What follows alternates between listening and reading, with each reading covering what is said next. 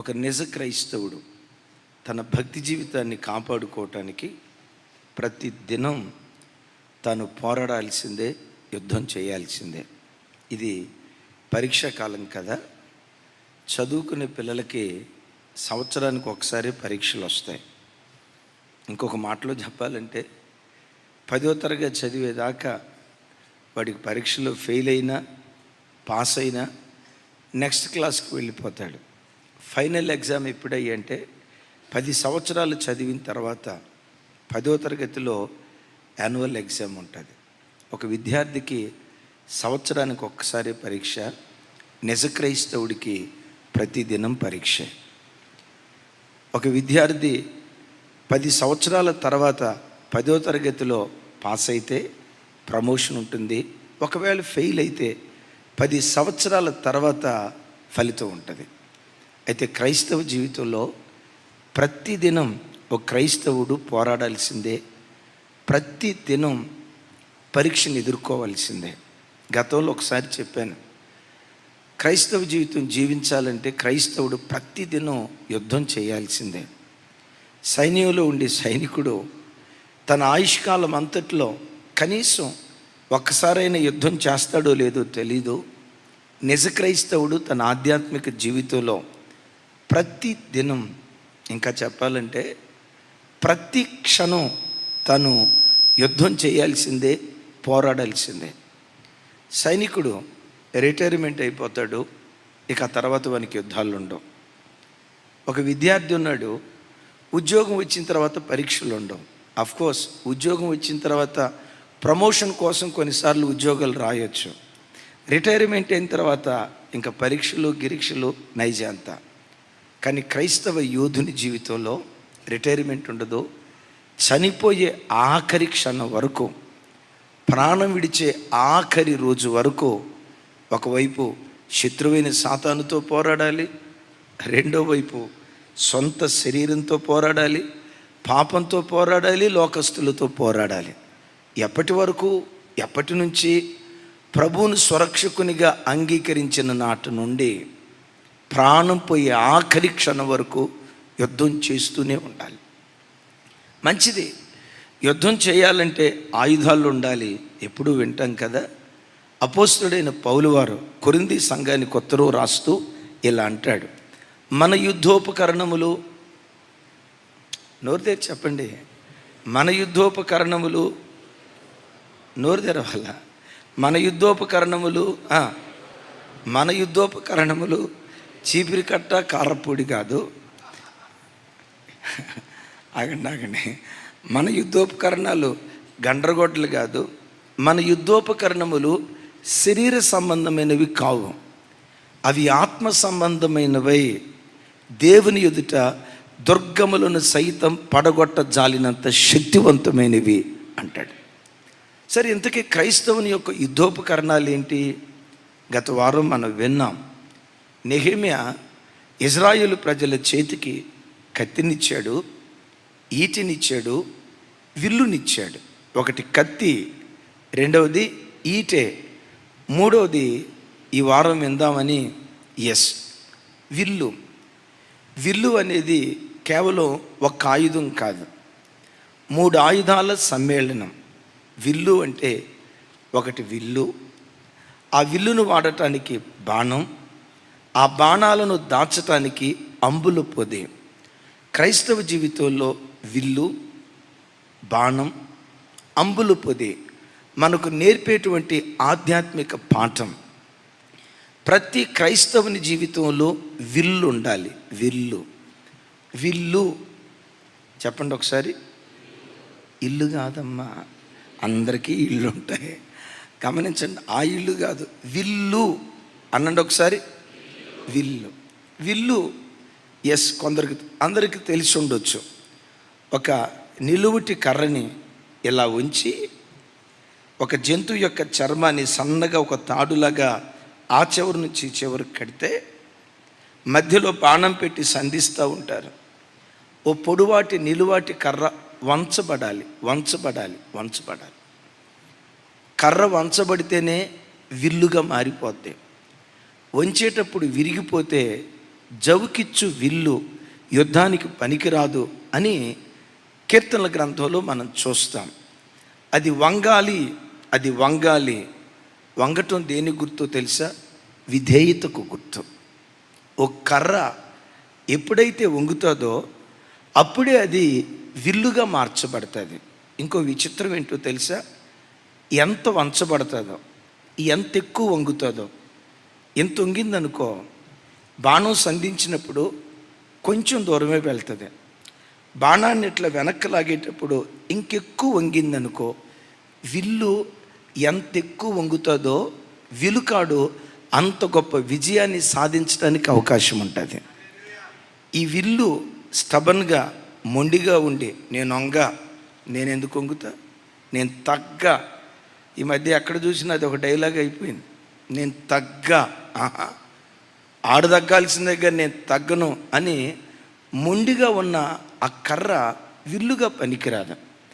ఒక వస్తువు విల్లుగా పనికి రావాలంటే వంగాలి. ఎంత వంగుతుందో అంత గొప్ప విజయాన్ని సాధించగలుగుతుంది. గట్టిగా చెప్తాం ఆమేన్. క్రైస్తవ జనమ, ప్రతి క్రైస్తవుడు తన ఆధ్యాత్మిక జీవితంలో దేవుని వాక్యం ఎదుట, చూడండి, దేవుని వాక్యం ఎదుట వంగిపోవాలి. దేవా, నీవేం చెప్పావో నీ మాటకు తలొక్కుతా, నీవే ఎలా బ్రతకమని నాకు హెచ్చరించావో నువ్వు చెప్పినట్లుగా నేను బ్రతుకుతానని వాక్యానికి ఎంత విధేయత చూపిస్తావో అంత గొప్ప విజయాలు పొందటానికి దేవుడు కృప చూపిస్తాడు. నోరు తెరిచి చెప్పాలి అందరూ. వాక్యానికి ఎంత విధేయత చూపిస్తావో, వాక్యానికి ఎంత లోబడతావో అంత గొప్ప విజయాలు దేవుడు నీకు అనుగ్రహిస్తాడు. అయితే సుమి, దేవుని వాక్యం ఎప్పుడూ కూడా నిన్ను నన్ను బానిసను చేయదు. ఆ వాక్యం మనలను బానిసను చేస్తున్నట్లుగా ఉంటుంది, కానీ ఆ వాక్యంలో నోటి మాటలతో చెప్పలేనంత భద్రత ఉంటుంది. ఆమేన్. దేవుని వాక్యం మనం లేదో బానిసలు చేసి నేను చెప్పినట్టే చేయాలా, నీకు స్వతంత్రత లేదు అన్నట్లుగా కొన్ని సందర్భాలలో దేవుని వాక్యం నాకు స్వేచ్ఛ లేకుండా చేస్తుంది అని కొంతమంది అనుకుంటారు. అసలు నేనంట మానవ జీవితంలో అసలు సిసలైన నిజమైన స్వేచ్ఛ దేవుని వాక్యంలోనే మనకుంటుంది. Praise the Lord. ఆ వాక్యం ఎప్పటికీ మనలను బానిసను చేయదు. ఆ వాక్యం వెనుక బానిసత్వం కాదు, భద్రత ఉంది. ఇప్పుడు గవర్నమెంట్ ఒక రూల్ ఉంది, నాన్న రోడ్డు మీద వెళ్ళేటప్పుడు, నాయన టూ వీలర్ మీద వెళ్ళేటప్పుడు చక్కగా తలకు హెల్మెట్ పెట్టుకో. ఇది ఆజ్ఞ, ఇది శాసనం. కానీ విచిత్రం చూడండి, ఈ ఆజ్ఞగానే ఉంటుంది, కానీ ఈ ఆజ్ఞ వెనుక మనకు భద్రత ఉందా లేదా? తల మీద హెల్మెట్ పెట్టుకున్నాం, ఎవరికి రక్షణ? అది గవర్నమెంట్కా, ప్రభుత్వానికా? పొరపాటున ఏదైనా కింద పడితే తల డ్యామేజ్ కాకుండా అది భద్రపరుస్తుంది. దేవుని ఆజ్ఞ కూడా, దేవుని ప్రతి ఆజ్ఞలో మన భద్రత ఉంది.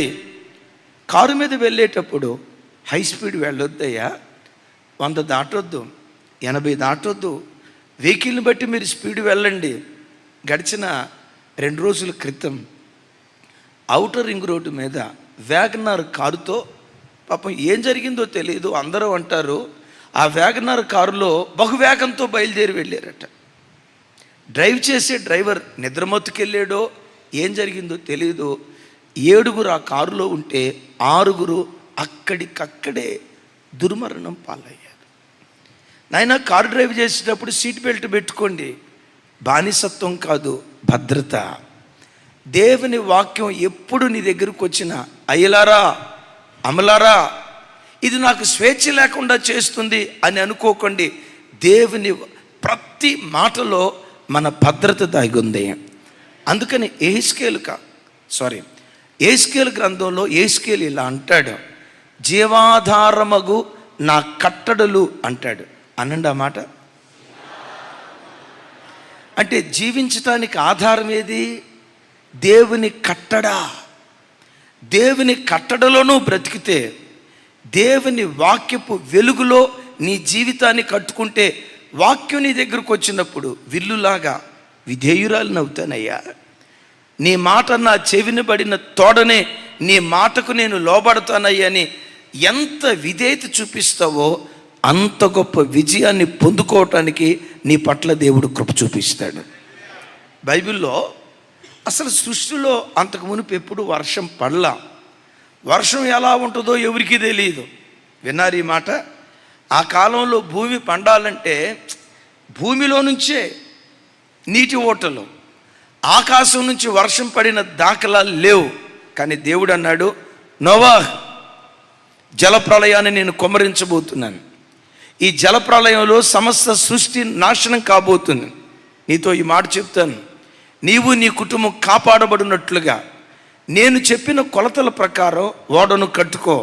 దాని పొడుగు ఎంత ఉండాలా, దాని వెడల్పు ఎంత ఉండాలా, చెప్పండి, దాని ఎత్తు ఎంత ఉండాలా, దాని కిటికీ పలానా చోట ఉండాలా, తలుపు పలానా చోట ఉండాలి.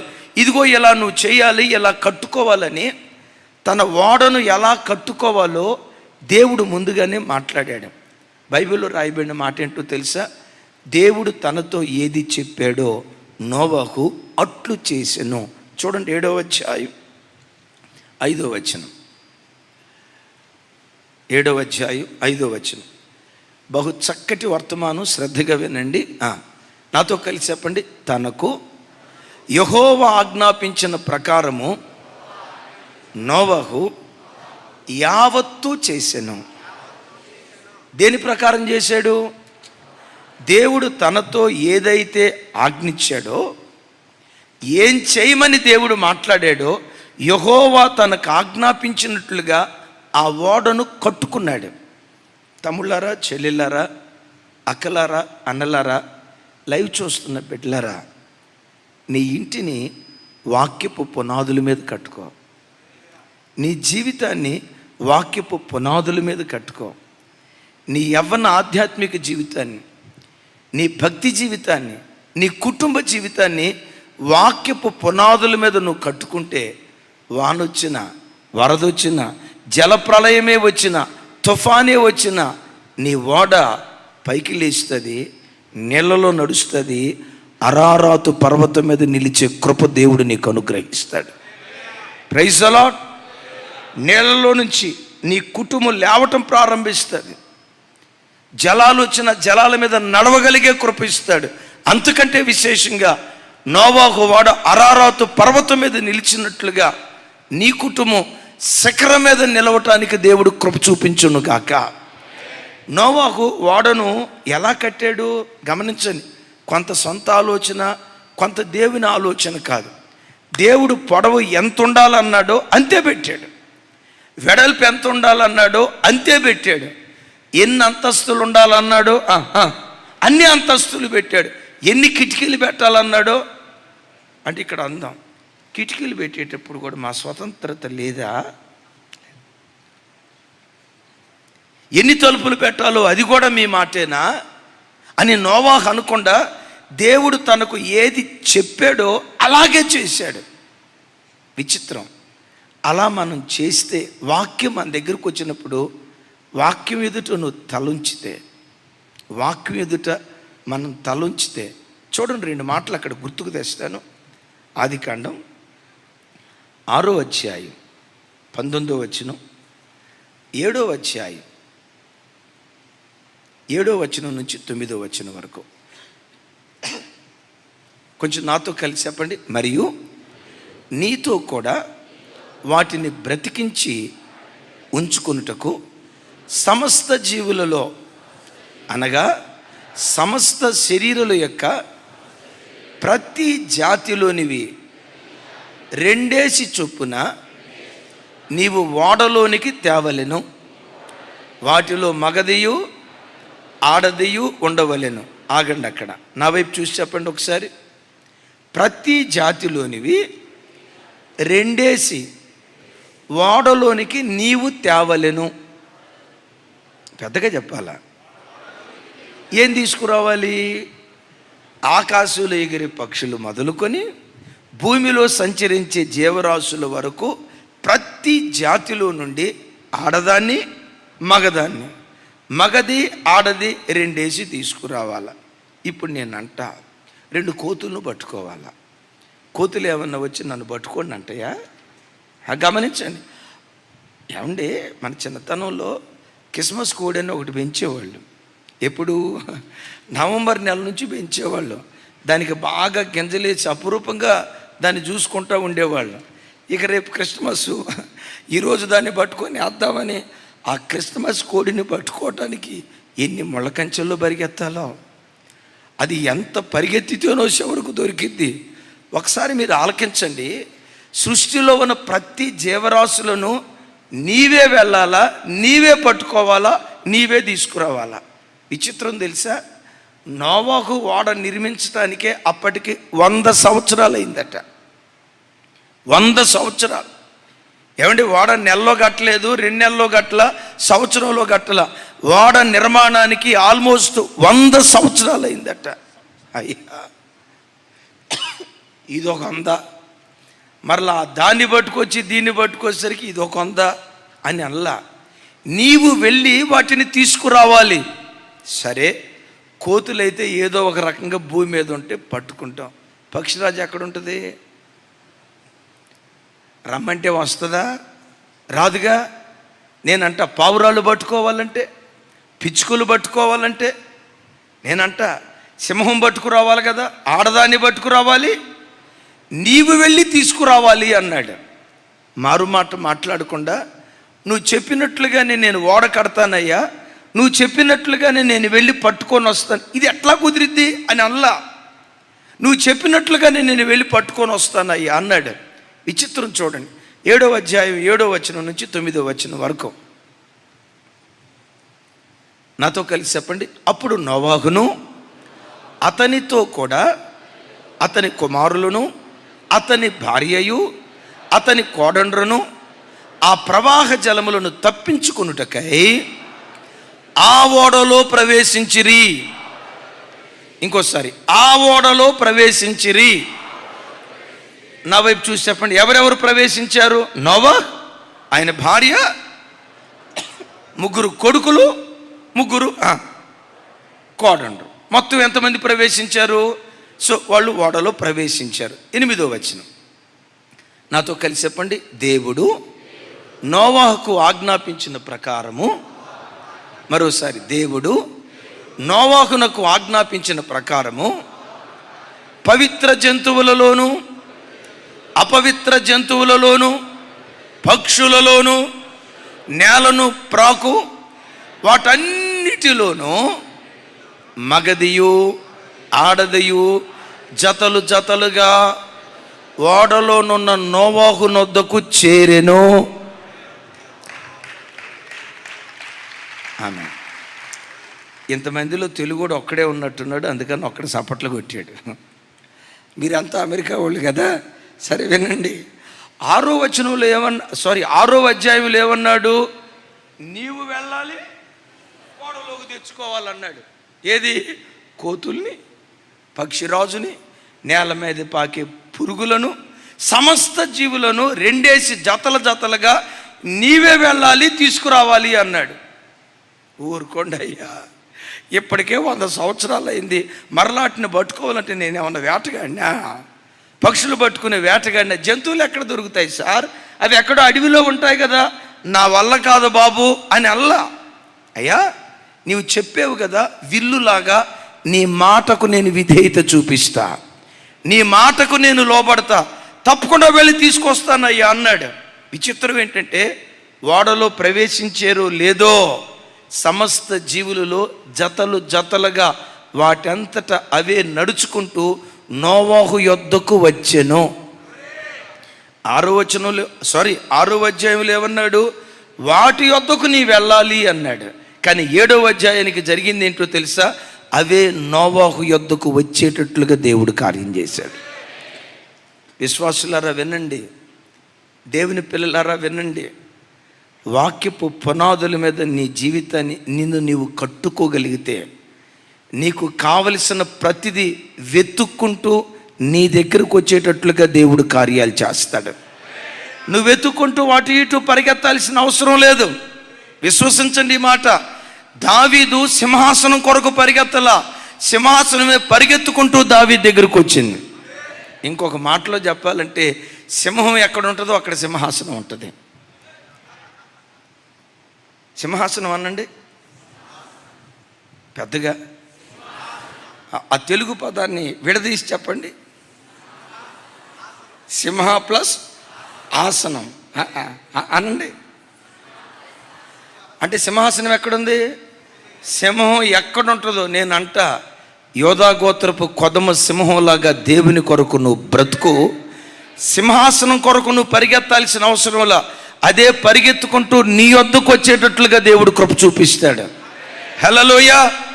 అందుకని దావీదు అంటాడు, నా బ్రతుకు దినములన్నిటా కృపాక్షేమాలు నా వెంట వస్తాయి, నేను వాటి వెంట పరిగెత్తట్లా. అమ్మా కృపమ్మ నాతో పాటు రా, అమ్మ అయ్యా క్షేమం అయ్యా నాతో పాటు రాయి అని వాటి వెంట దావీదు పరిగెత్తలా. అద్భుతం, అవే దావీదు వెంట పరిగెత్తేటట్లుగా దేవుడు కృప చూపించాడు.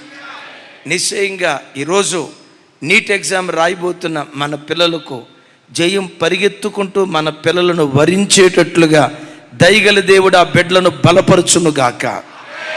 అలా బలపరచాలంటే గమనించండి, ఏ రంగంలోనైనా నువ్వు విజేతం కావాలంటే దేవుని వాక్యానికి ఎంత విధేయత చూపిస్తావో. నీ మాట నా చెవున పడిన తోడనే నేను విధేయునవుతానని లేఖనాల్లో రాయబడినట్లుగా దేవుని మాటకు ఎంత విధేయత చూపిస్తావో అంత విజయాన్ని పొందటానికి దేవుడు కృప చూపిస్తాడు. సరే, ఇంతవరకు బాగుంది. వాటి అంతటా అవే వాడలోకి వచ్చాయి కదా. వాడలోకి వచ్చిన తర్వాత ఉంది అసలు టాస్క్. నా వైపు చూడండి. వాడలోకి వచ్చిన తర్వాత ఉంది అసలు టాస్క్. సింహం వాడలోకి వచ్చిందా లేదా? పెద్దగా చెప్పాలి. సింహం వాడలోకి వచ్చిందా లేదా? గొర్రెపిల్ల వాడలోకి వచ్చిందా లేదా? తోడేలు వాడలోకి వచ్చిందా లేదా? మేక వాడలోకి వచ్చిందా లేదా? పెద్దగా చెప్పాలి. కుక్క, పిల్లి, ఎలుక వాడలోకి వచ్చినాయా లేదా? పాము, కోడి, పాము, కప్ప వాడలోకి వచ్చినాయా లేదా? పెద్దగా నోరు తెరిచి చెప్పాలి. నేను ఒక మాట అంట, ఈ కాలంలో కుక్క పిల్లిని చూసిందనుకో, కుక్క పిల్లిని చూసి ప్రైజ్లాడమ్మా పిల్లి అని అంటదా? ఒకవేళ కుక్కే కనుక పొరపాటున ప్రైజ్లాడ్ చెప్తే పిల్లి చూసి సిస్టర్, కుక్క సిస్టర్, ప్రైజ్లాడ్ సిస్టర్ అని అంటదా? ఒకవేళ పొరపాటున ఇదే కనుక ప్రైజ్లాడ్ చెప్తే ఆ కుక్క ఆ పిల్లి పీటీ ఉషా పరిగెత్తినట్టు పరిగెత్తింది. ఆ పిల్లి పక్కనే ఎలుక ఉంది. ఏమండి, ఎలుక ఆ పిల్లి వైపు చూసి, ఎలుక ప్రైజ్ లాడ్ కాదు, ఇది షాలోమ్ అంది. షాలోమ్ మారనాథ అంది.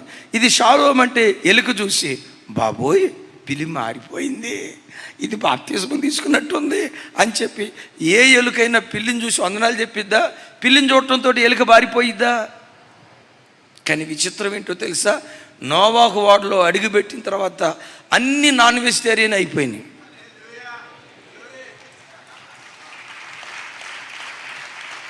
నా మాట అర్థం కాలేదా? అంతా నాన్ వెజిటేరియన్ అయిపోయినాయి.